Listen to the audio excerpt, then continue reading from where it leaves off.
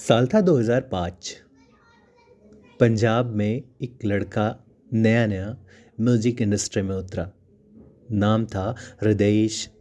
उसने अपना नाम बदला और हनी सिंह कर लिया। साल 2005 में पहली बार उसे मौका मिला तो उसने पेशी एल्बम रिलीज किया।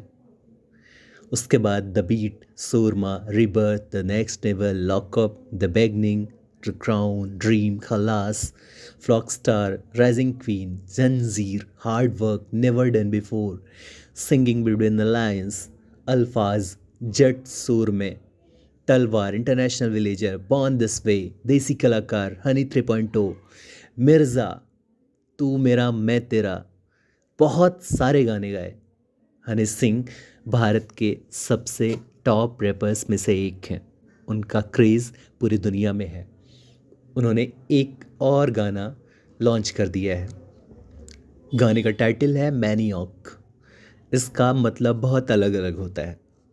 इसे हम समझ सकते हैं, इसे उन्मादी कहा जा सकता है, पागल कहा जा सकता है, या बहुत क्रेजी इंसान को भी मैनिएक कहा जा सकता है। ये आमतौर पर उन लोगों के लिए इस्तेमाल किया जाता है जो बेहद जुनूनी होते हैं। जैसे हम अंग्रेज़ी के शब्दों में इसे कहना चाहें तो कह सकते हैं he is a fitness maniac, she drives like maniac. ये वर्ड जेंजी जनरेशन के लिए बहुत कॉमन वर्ड है।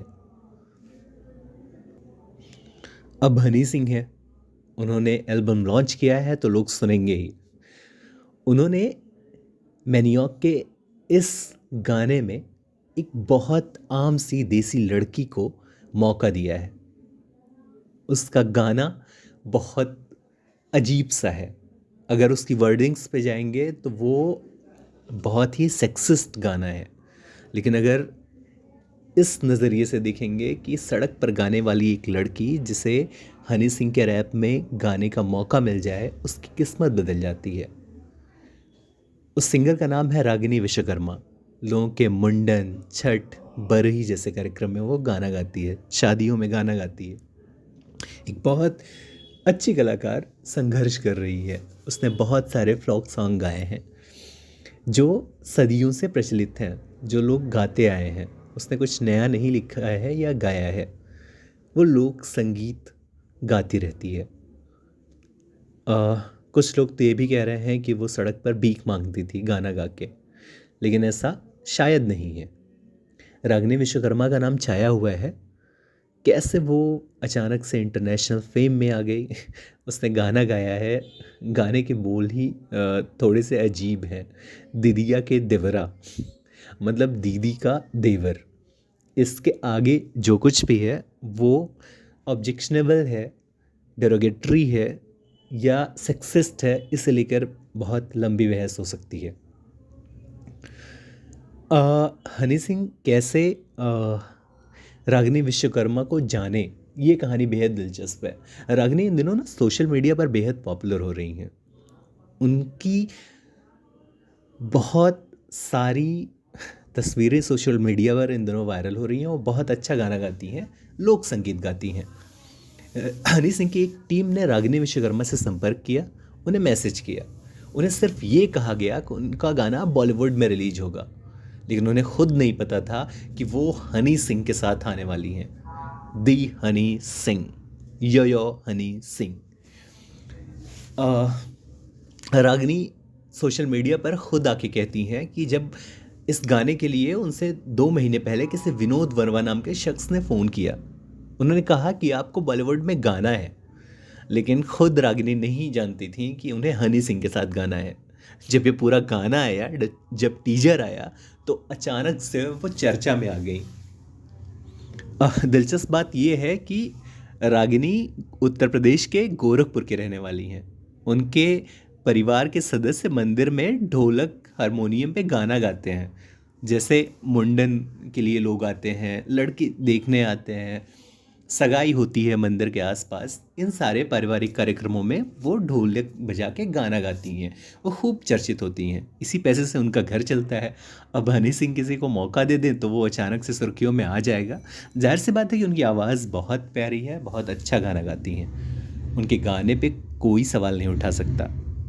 वो अब तक संघर्ष कर रही थी, हनी सिंह ने उन्हें मौका दे दिया और इससे बेहतर मौका उन्हें मिल भी नहीं सकता था। उनका टैलेंट अब दुनिया के सामने है। उनके बारे में थोड़ा सा जान लेते हैं। कुछ दिनों पहले उनसे भोजपुरी के सुपरस्टार खेसारी लाल यादव ने कहा था कि हम आपको मौका देंगे, आपके साथ गाना गाएंगे। दिलचस्प बात यह है कि खेसारी लाल ने यह कहा, उसके बाद उन्होंने कभी संपर्क ही नहीं किया। जिस गाने को रागिनी ने गाया है उसके लेखक हैं अर्जुन अजनबी। हनी सिंह के इस गाने में ईशा गुप्ता है। ईशा गुप्ता बॉलीवुड की चर्चित हस्तियों में से एक है। उन्होंने बहुत सारी फिल्मों में काम किया है, इमरान हाशमी के अपोजिट। और अभी उनकी एक वेब सीरीज़ बहुत सुर्खियों में रही थी, आश्रम 3, बॉबी देओल जिसमें एक गॉडमैन का रोल प्ले कर रहे हैं। उसमें ईशा आती हैं, कैसे उनके साम्राज्य को ध्वस्त करती हैं, इन सब की कहानी है आश्रम में। लेकिन ये आश्रम की बात नहीं है, ये बात है रागिनी की। रागिनी के बारे में लोग बहुत थोड़ा जानते हैं। वो सोशल मीडिया पर गाना गाती रहती हैं। उन्होंने इस गाने के बोल ही बड़े अजीब से हैं, जैसे दिदिया के देवरा चढ़ौले बाटे नजरी। सोशल मीडिया पर लोग इसकी चर्चा कर रहे हैं, खूब रील्स बन रही हैं दबाकर, जिसे कह सकते हैं। रागिनी इन दिनों बेहद खुश हैं। उन्हें खुद नहीं समझ में आ रहा है कि इस फेम के साथ कैसे डील किया जाए। रागिनी बेहद उत्साहित है, उन्हें और नए प्रोजेक्ट्स मिलने की आस है। अब हम ये जानते हैं कि रागिनी है कौन। रागिनी के बारे में इतनी जानकारी है कि वो उत्तर प्रदेश के गोरखपुर के रहने वाली हैं। उनका परिवार मंदिर के बाहर ढोलक हारमोनियम पे गाना बजाता है, उसी से उनका खर्च चलता है। वो सोशल मीडिया पर भी बेहद सक्रिय हैं और अब धीरे धीरे उन्हें पॉपुलैरिटी मिल रही है। मैंने एक सॉन्ग में उन्होंने गाना गाया है। उनकी एक उनका गाना वायरल हुआ था, पंखा कूलर से न गर्मी बुझाला। बहुत सारे गाने उनके सोशल मीडिया पर इन दिनों फेमस हैं। तो अब तक हमें रागिनी के बारे में इतना ही पता चल पाया है। आगे पता चलेगा तो हम आपको ज़रूर बताएंगे।